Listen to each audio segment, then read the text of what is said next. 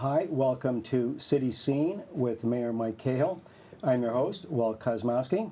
Your Honor, welcome. Hi, Walt. Good to see you. Good to see you, and I see you've brought your Chief of Staff, Kevin Hartunian, here. Welcome, Kevin. Thanks, Walt. Good to be You here. get a chance to be. I think it's been probably a year or so since you came on the show, huh? It's been too long. Too long. Well, it's great to have you two gentlemen here in the studio. And the topic of discussion today is something that's going to be happening here very quickly here in the city, and that is the change to the new parking structure and paying for parking in downtown Beverly. And I'm sure our viewers want to know what that's all about. So I'll let either of you start off. What does the new parking plan look like? How is it different from what we have now? Well, I'm going to let Kevin explain that because he's been the chair of this whole effort. And I will just say, you said it's coming quickly. It's kicking off soon, but it didn't arrive quickly. We've been working on this for close to 4 years, and that's why you haven't seen Kevin on the air in a while. He's been too busy working on this. No, I certainly know it's been a lot of several years in the making, but the kickoff is soon. Absolutely, November 1st. All right, so Kevin. All right, so Tell us. Yeah, so we've gone through a comprehensive planning process around our downtown parking. We worked with Nelson Nygaard, a consultant who's well known and has performed many studies and consulting work for communities who have made changes in parking. We took some of their utilization studies and data and recommendations, and we've taken those and started to work through that process to identify a plan that works best for Beverly. And there's a lot of nuances, which I'll let the mayor maybe get into some of those details, but generally speaking, some of the changes that we'll be seeing is an investment in technology. So right now we have the individual pay meters where you could put a quarter in.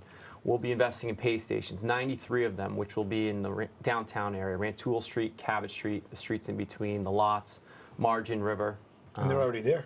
And they've already been installed last week, actually. So, but they're not to be used until November 1st. So they're wrapped up like a present until then. But we've invested in those pay stations. We've also we'll be undertaking the first permitting system that the city's had as well, which will include permits for both residents at no cost and business permits. Yeah. And those business permits are for their employees. In addition, we've made some adjustments to the rates and also the hours of operation. Certain areas will be 75 cents an hour. Those are the prime spots on Rantoul and Cabot, as well as 25 cents in the lots, which has historically been the price there previously. And then there'll be some time-limited zones in between Cabot and Rantoul that'll be limited to 4 hours at a time. Mm-hmm. Those areas will be where residents and businesses, if they obtain a permit, can park unlimited. Right. And so we'll get into those details here as we get in. But let me ask you a more basic question and back up here. So why was it, what was wrong with, or what did we think was wrong with the system as it was? And when we went to our consultant, what did we say the issue was that we wanted to address? So, a few things. Our technology was running its life course. All those meters were purchased from the city of Brookline secondhand about 18, 19 years ago. We're into the 21st century. We didn't have any capacity for people to pay for parking other than with quarters. And what we've seen is consistently lots of spaces available in the parking lots, no spaces available at the front door of businesses. Mm-hmm. And so among really the needs of the local businesses and the goals were to try to create a system that is more tiered in its pricing so that there are always 1 or 2 spaces on each block available out front because they cost a little more, and people who are price sensitive will park around the corner, down the street where it's free, or in the lots where it's 25 cents an hour, which it has been, as Kevin said, for many years. Mm-hmm. So those are a couple of the thoughts. Things we found out which I think helped us to put a program in place that will be better on many fronts. All of our parking was time limited. As we implement this new parking, this new plan, everywhere that's paid will be unlimited time. Is that right? Everywhere that's paid. So if you want to park out on Cabot Street and pay 75 cents an hour, and you want to go, say you have an appointment, and then you want to have lunch with a friend, and you want to stop into the bookstore or any number of stores, you can stay for 3 hours, 4 hours. right now we've had a lot of time-limited parking. The other big thing on the main streets, out on the streets, is for everybody from now on, if you've got an errand that you think will take you 20 minutes or fewer, you don't pay at all. Parking is free. So it's almost as if they're 20-minute spots, all up and down Cabot and Rantoul. So if you just wanna- if you think, because you're going in to get a coffee, or you're going in to cash a check, or you're going in to pick up a book that was going into, say you're going into Bogey's to get some wine for dinner, if you think it'll take you less than 20, just walk in. If you find what you're doing is going to take you longer, you may go back out and pay. Or if you've downloaded the app onto your phone, and we're trying to get as many people as we can to download the app, that's the easiest. Yeah. You're in line, it's taking you longer than you thought, you hit your app and you put in 20 minutes or 40 minutes or an hour. Okay. If you put in some time and you're having lunch with a friend and it's running long, you just get on the phone and put some more back in. Yeah. Or you can walk outside and put more back in at the kiosk. Yeah. And we'll talk about how parkers will interact with these kiosks in a second. But let me ask you one other thing, Mike. It was increasing revenues from parking one of the issues, or one of the things we wanted to increase, or not? Or was that not even a consideration? No, in fact, there were pressures to go higher in the rates, and Kevin can tell you I kept fighting back, and so we're where we are. The main reason initially for, or the main use for the revenues initially will be to pay off the equipment. Right. And again, we have to reinvest in equipment downtown for our parking. The benefit of there being a revenue stream in the future once the equipment's paid off is that that money can be put back into the parking district to make improvements to the sidewalks and the equipment itself, and also hopefully at some point in the future to help foot the bill for adding parking capacity. Okay. Now, what is the bill for these kiosks and whatever, and what part of our budget did that money come from, Kevin? Sure. So the individual kiosks are just short of $10,000 each. We have 93 plus some other investments that we're making. We had an appropriation through the City Council for about $1.2 million to help fund the project. Okay. We're currently under that budget number, which is great. And timeline-wise, schedule-wise, we're on schedule to that November 1st date, which we targeted for a couple months now. Yeah.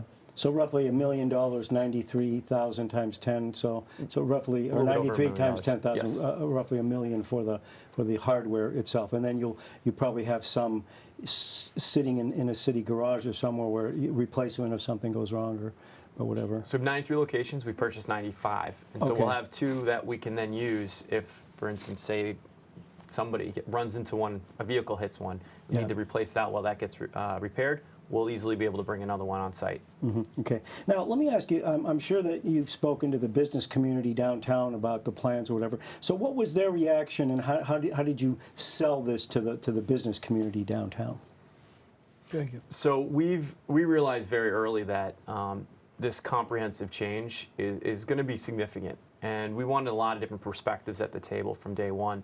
So we've had a stakeholder group we've been working with, made of businesses and residents, helping us through the process at certain key points with decision points regarding the program. So we've been in touch with them. We've made a conscious effort to get out on the streets over the last 6 months especially, talking with businesses, handing out flyers, letting them know what to expect, and directing them actually to a website we created, parkbeverly.com. Right. So we've really made a conscious effort to try to involve them in the decision making. And outside of that, I'd say we looked at what other communities have done as well. There's some really great examples out there of what to do when you're implementing a plan like this, and maybe what not to do, and to learn from those best practices. And so we've taken a lot of those best practices and implemented it in our plan, trying to make sure what we roll out is effective, efficient, and as easy as possible for the user, the consumer. Right. When they go up to a machine or they're using the app, it's really intuitive. Okay, so let's pick up from that standpoint, because a lot of people are going to say, gee, now I can just pull up to a meter, I take out my quarter, I put in my quarter, and I go about my business. And I know that you've done a lot to make the interaction with these kiosks as simple and foolproof as possible. So tell us about that. So I, as a parker, park, and then what happens? How do I interact with this pay station? Well, first let me trash the meters, and then you can build up the kiosk. Sounds good to me. The meters are broken all over the place, right? So oftentimes, very frequently, you pull up and you can't, there's Sure, a quarter right. jammed in, and Okay, now you're, happened, yeah. am I going to get a ticket, am I not? Yeah. that's the biggest problem with the meters is their day is done. You know, so with the kiosks, we've worked hard to make them really easy to use. And just so you know, if somebody's going to pay, if they park in a paid spot, they can pay with quarters, they can pay with credit card, they can pay by app. With quarters and with credit card, you walk to the nearest kiosk. With Right. app, you can just sit in your front seat, hit your app, say, yes, this is my car, and put in the time that you think you're going to need. Okay, you don't even have to go to the kiosk in that case, but you do have to put in your license plate number. And I know that's a key part of this whole thing, the inputting the license plate number. Kevin, tell us about that. Absolutely. So just to piggyback what the mayor was saying as well, the meters right now, as they break, it's really difficult to know when that happens. We need to physically be out there, or someone needs to make us aware of it. The pay stations we're purchasing will actually send our team a text message if it's malfunctioning, if it's low on paper, whatever it might be. We'll get a notification right away, so it allows us to be effective and efficient in delivering the service to repair that piece of equipment. I apologize, what was the second part How of the easy question? will it be to use when you step up to it? Oh, absolutely. So Yeah. there's when you go up to the pay station, one thing we did thoughtfully is some of the communities we looked at, Chapel Hill, North Carolina, and others, what they did when they made a transition to the pay stations is they were aggressive in putting more pay stations out than not. And the communities that we saw to be seen as successful rollouts invested heavily on the pay station, so that every 3, 4, maybe 5 spots there was a pay station within walking distance. Some communities have branched that out farther, but we were very focused on creating that close proximity to them, so that no matter where you're going, you're going to likely pass a pay station. But as you approach the machine and you go to pay, if you're on street, the first screen will, right there on the screen will say, parking for 20 minutes or fewer is free. Parking longer, please pay here. And then you can continue through the prompts. First page will be a license plate. You need to put in your license plate on that first page, following that intro page. And when you put that in, the license plate then is your sort of ticket in a sense.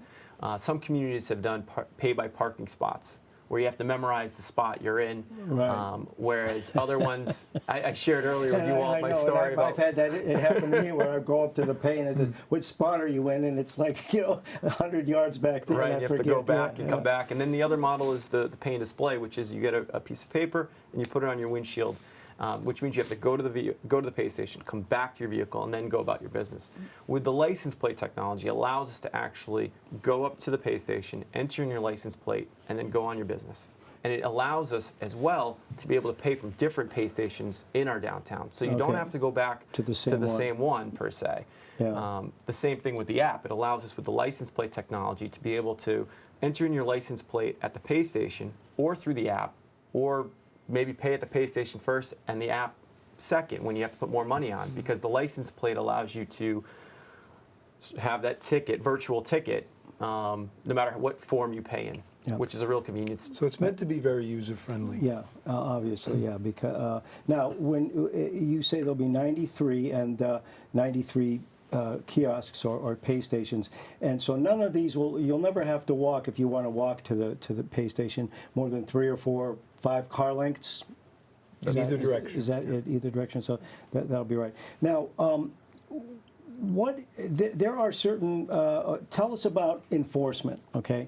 So the first 20 minutes are free, and you'll have, well, talk about enforcement, then talk about the fact that you'll have ambassadors. Is kind of a new thing that you've done to kind of get this going and rolling and get the people used to it and not punish people because they're not unaware or don't know how to quite use the system. So right up front, Yeah. we'll have a bunch of people out there, trying to help people manage the kiosk, find the kiosk, manage them. We'll also do some warnings before we hit with fines in that first week or so. Yeah. Nobody's looking to fine anybody just because they didn't understand how to use the program, right? And what was the other part? Well, finding people and enforcement and ambassadors, So in the enforcement, on street, the enforcement officers will go by and read the plate and know that you're there. The next time through, they'll read the plate, know how long you've been there, and see whether you've paid. Yeah. So Now, the other thing that's interesting, you were saying that if I go in and want to do one kind of an errand, but then I'm downtown, and let's say that I want to do something completely different on another end of town, and I realize that I'm at risk of running out of time on my original meter, what are my options? I mean, if you leave the car and walk away from it to do another errand? Yeah, and Well, if you've downloaded the app, which I'm going to tell you, I downloaded the app in Boston. yeah, Took about 4 minutes. And then every time I go in and use parking in Boston on street, yeah, it's about 30 seconds. yeah, So anybody who has a smartphone can download the app. So you can just get on your phone and give yourself more time. right, Or if you're in another part of downtown and you didn't use the app, you used cash or a credit card, you can walk to the nearest kiosk okay. and add more time. You don't have to go all the way back to where your car was. Okay, I guess that's what I was driving at. So you don't have to go back to the kiosk that's a couple blocks away. You can, if you want to put money in, you can put it right wherever you see one, essentially. All the on-street pay stations or kiosks, they will be able to, if you park on street and you park down at the Atomic Cafe, for instance, you decide it's a beautiful day and you want to walk down to City Hall, you get to City Hall and you get a little tied up and you're running behind, you can step out in front of City Hall and find the closest pay station and pay there. Or as the mayor said, you can also pay by the app. Right, and that's certainly a welcome change, because if you're 3 or 4 blocks away and you park down there, you're trying You don't have to run back anymore. hoping that the enforcement officer isn't writing a ticket. Now, do you have the app for our viewers? What is the name of the app, or what is the app that it's going to be used? The Google and Apple stores, and it's Go Park It. Go Park It. GOPARKIT. That's right. Okay, and they can download that. Okay. Now, I understand that there are a couple of special classifications of people who will be able to get permits, virtual permits, and that is people that live downtown and people that work downtown. So why don't you walk us through that? And we do have a map, I think, that might help you, Kevin. So there's the map. Tell us what we're looking at, and tell us about the permit and the people that work downtown. How you'll accommodate them. So there's 2 types of permits, and as far as I know, this is the first time the city of Beverly has implemented a parking permit system. But we've spent a lot of time to try to get it right, and what we've determined is that in the red zones on the map, those are 4-hour parking areas, or by permit. So you can park up to 4 hours at no cost, or you can obtain a permit if you're a downtown resident or a downtown business. The downtown residents, if you live on Cabot Street, Rantoul Street, or the streets in between, you'll be eligible to have that resident permit. And again, allow you to park in only those red areas. Right. You'll see there's a couple spots off of River Street and Weber, and those are also eligible. But those areas that I just mentioned, those are where the residential permits will be allowed. And just so our viewers, excuse me, Kevin, just so our viewers know, the 2 outside green lines, one on the right is Cabot Street and the one on the left is Rantoul, and they come together just before the bridge, just to orient what we're looking at. Absolutely. Yeah, okay. And the second type of permit that we'll be offering is an employee permit. Okay, tell us about that. Yeah, so we understand that there's real needs for employees to park long-term downtown. And so with a permit, you'll be able to park in the lots or in the red zone as well. So it allows, say, a business down on Rantoul Street, if they have employees that need to park, they can park in those red zones during the day if they obtain that permit. Okay. As well as those lots. Let me jump in. One of the problems that we have with the current system is we've got a lot of employees parking up on Cabot Street or Rantoul, right in front of the business they work at. Sure. Or they park 3 doors down so their boss doesn't know they're parking in front of the business they're working at. And that clogs up spaces all day long that we want to make sure are available for customers. Right, exactly. Now, let's get back to that diagram again, and I want to point out the little blue spaces that look like giant swimming pools. Those are public parking areas. Yes, they are. That you pay for, and then the rectangular gray spot there down towards the south of the lower part of the map, that's the MBTA garage. Yes. So tell us about the parking rate structure in those 2 areas, Kevin. Sure. So if you don't obtain the permit, you can park in the blue lots at 25 cents an hour, which is the same rate you're paying today. Right. So to the mayor's earlier comments, if you're price sensitive, if you're a long-term parker, or someone parking long-term, you can park it there with no real increase to your rates. The MBTA garage, we did a utilization study. There's 508 spaces in there, and about 60% of it is being utilized as of about a year and a half ago on a given regular work day. The MBTA has since reduced that rate down to $2 a day in hopes of increasing the utilization of it. And with some of these changes, we anticipate some of that utilization should go up in that garage as well. Right. Which is where the garage is built for the commuters to park there, and it's a convenient location for them, and we hope it is fully utilized. That's the goal. But as for the structure there on the pricing, again, red, 4 hours or less, it's free. Right. In the green, it's 75 cents an hour. In the purple zone, which is near the garage, River Street and Margin, 50 cents an hour. And the lots are 25. And I'll also note that it's in 25-cent increments. So in the green section, you can pay 20 minutes at a time. In the blue section, you can pay it 1 hour at a time, 1 hour increments. And in the purple zone, you can pay by 30-minute increments. Oh, so you don't have to pay for the whole hour at a time at once. Pay for what you think you'll use. What you use, yeah. No, that's very good. Okay, well, thank you, Control Room. Now, parking it will be enforced, as I understand, between 8 and 8. Is that correct? Monday through Saturday, 8 to 8. So before 8 o'clock, you can park anywhere you want, and basically, if you have an early errand to run downtown, you don't have to pay for any parking. Correct. And overnight. And overnight as well. And Saturday, 8 p.m. until Monday morning, 8 a.m. Okay, so Saturday and Sunday, or just Sunday? No, or is it Saturday night?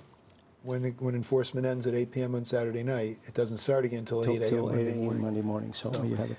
Now, I also understand that I don't know whether this will be active November 1st when the parking plan goes into effect.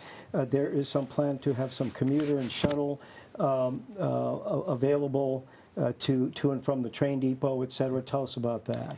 So there are a good number of people who park in our downtown to take the train and have for a long time, right? And so I fought with the T for the last 4 years to say, give us some type of a discounted monthly parking pass. They wouldn't do it, they wouldn't do it, they wouldn't do it. They finally dropped the fee to $2 a day from $5 a day.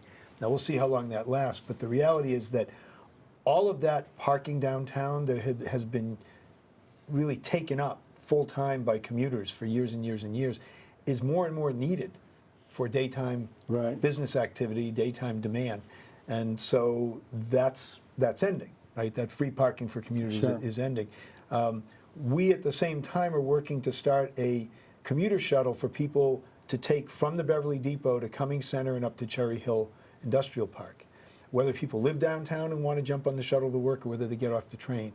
We're working with the employers to try to identify their employees who are willing to take that shuttle, and we're hoping to kick that shuttle off in early 2019. One piece of it is to provide some parking out at Cherry Hill on the Beverly or Danvers side for people who come to the Beverly Depot from out of town on a regular basis and offer a park and ride option.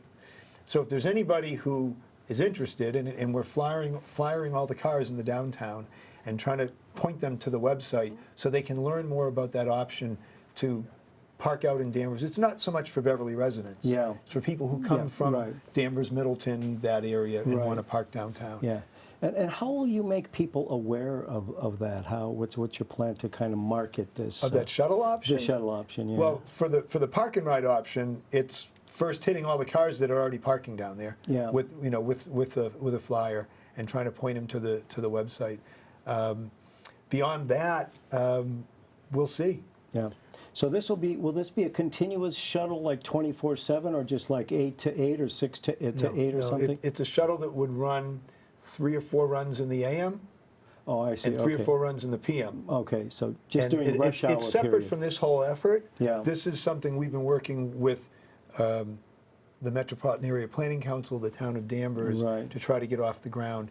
But the opportunity to make that shuttle work in both directions, bring people in the morning to the depot, get them back to their cars at the end of the day is something we're trying to offer as part of that. Right, okay. Now, I failed to ask you, Kevin, if someone is a resident, how do they go about getting their permit? I know they don't have to get a written piece of paper or something. It's kind of a virtual permit. Absolutely. How do you do that? If I live between Rantoul and Cabot, somewhere there on one of those Wallace Streets, say. So we just sent out midweek last week 3,020 letters to residents who are eligible for the permits. They should be hitting mailboxes any day, today, tomorrow, if they haven't already. And with that, there are instructions on how to go through that permit process, which includes going to parkbeverly.com, which is our Okay. parking website that we created that's all things parking. Right. We have a pre-launch website right now that just explains what the details are around the plan, as well as an opportunity for people to purchase a permit or obtain a permit, if you're a business or resident, through the website ahead of the November 1 start date. Right. We'd like people to have the permits before we go live. Sure. And so there's a button on the page, very large and prominent, next to a Contact Us button. And if you click that Get a Permit button, it'll take you to a landing page, which will explain what the residential requirements are, the business requirements are for each independent permit, as well as maps that help explain who's eligible and where you can park if you obtain that permit. Right, If you okay. click Get a Permit on there, it's a 6 easy steps process on the back end portal. License plate will be asked, some other information, and then you'll go through the checkout. And we've automated the system so that people residents who have their excise tax information, if they register their vehicle for a year or more in Beverly, will automatically know that they're a resident and will automatically get approval for those permits. Oh, okay. Okay. So if people have questions, they can go to Park Beverly, just the way it sounds, no capitals, just no spaces, parkbeverly.com, and they can get information. Now, I also understand that if you're at a kiosk and you get fuddled or whatever, there's a number they can call immediately. Tell us about that. Absolutely. So I know when I go to park in a new community, I don't want to necessarily have to learn every nuance of what that community's decided to do with their parking. So we think we're rolling out a very simplistic process, a very easy and intuitive plan. But for those people who might stop and say, am I doing this right? Or might have another question, we have a hotline number that will be on the pay stations that you can call. It's 978-720-7777. And that will help go to a live person at City Hall during regular business hours. And if we're not open when you're there, leave us a message. Or if it's a non-emergency or emergency, you can always call the non-emergency police number or the 911. But we want to be as user-friendly as possible, and sometimes having a real-life person on the Sure. other end is helpful. Sure. Okay. Very good. Well, anything else? We're almost out of time here. Anything else about the parking plan that either of you want to make a comment to our viewers?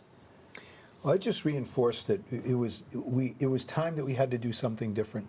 You know, all the technology we've been using is 1980s technology, and the benefits of this plan are first 20 is always free on street. Right.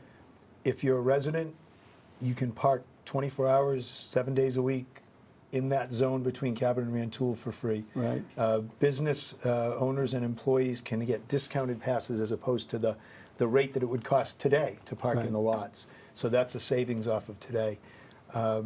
And you know, we're working hard to make it work for people. We want to field any questions or concerns we can. Right. We want people to be comfortable with this and understand how to use it. And Well, very we good. think it'll work to make it easier to get in and out of places downtown. And I think it'll work for people going forward. Great. Well, Your Honor, Mayor Mike Cahill, thank you. Kevin Hartunian, thank you. Good to have you on the show. Mike, Thanks, Walt. All right, and I'd like to remind our viewers that you've been watching City Scene with Mayor Mike Cahill. I'm your host, Walt Kosmowski, and we'll see you next time.